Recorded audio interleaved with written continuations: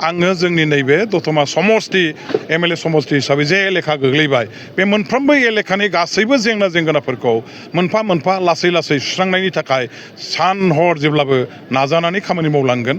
गभर्नमेन्टनिफ्राय बिटिसिनिफ्रायबो माखासे आसाम गभर्नमेन्टनिफ्रायबो माखासे बेफोरखौ लाबोनानै रायजोफोरनि दाबि दावाखौ पुरन खालामनो थाखाय सेस्था खालामगोन, नाजागोन आरो बेखौनो दिनै आङो आंनि एजेन्डा हिसाबै लानानै खामानि मावनो एमएलए हिसाबै दिसपुर फारसे आवगायनो थाखाय थागथियारि जादों। गासैबो खामानिया आंनि नोजोराव इम्परटेन्ट, बावहाय उन आरो सिगांनि खोथा गैया। दा खोथाया जाहैबाय मा, थांनाय समफ्राव जों जेरैबायदि 5 बोसोराव खामानि मावनो गोनां जादों, जिबायदि थासारियाव जोंहा बिटिसिआव सरकार गैयामोन, बिटिसिनिफ्राय जों जेबो खाबु मोना। आसामावबो जोंहा सरकार गैयामोन, नांगौ रोखोमनि जोङो मावनायनि थाखाय जे खाबु मोननांगौमोन बेखौ मोननो हायाखै। नाथाय जोंहा दा बिराद मोजां मोनसे खाफाल गेवबाय, बिटिसिआवबो जोङो बिपिएफनि दैदेननायावनो मोनसे दिनै एलायन्स गभर्नमेन्ट बिजेपि आरो बिपिएफजों एखेलगे गभर्नमेन्ट जोङो बिटिसिआव मोननो हाबाय।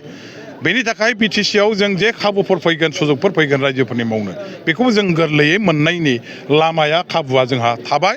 बेनिफ्रायबो जोङो माखासे सुजुग सुबिदाफोरखौ आदाय खालामनानै खामानि मावनो हागोन।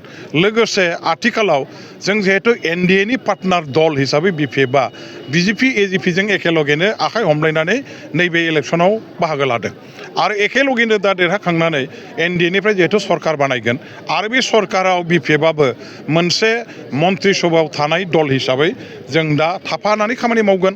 आरो बेखायनो दा आसाम गभर्नमेन्टनि खाथियावबो थांनानै जोङो रायजोफोरनि जौगाखांनायनि बायदिसिना माखासे हाबाफारि, सुजुग सुबिदा, स्किम आसनिफोरखौ आदाय खालामनानै बिख'नानै लाबोनायाव जोंहा गोरलैसिन जाबाय।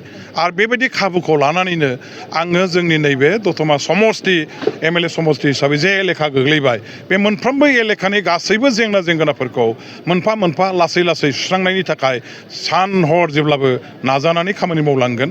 गभर्नमेन्टनिफ्राय बिटिसिनिफ्रायबो माखासे, आसाम गभर्नमेन्टनिफ्रायबो माखासे बेफोरखौ लाबोनानै रायजोफोरनि दाबि दावाखौ पुरन खालामनो थाखाय सेस्था खालामगोन, नाजागोन आरो बेखौनो दिनै आङो आंनि एजेन्डा हिसाबै लानानै खामानि मावनो एमएलए हिसाबै दिसपुर फारसे आवगायनो थाखाय थागथियारि जादों।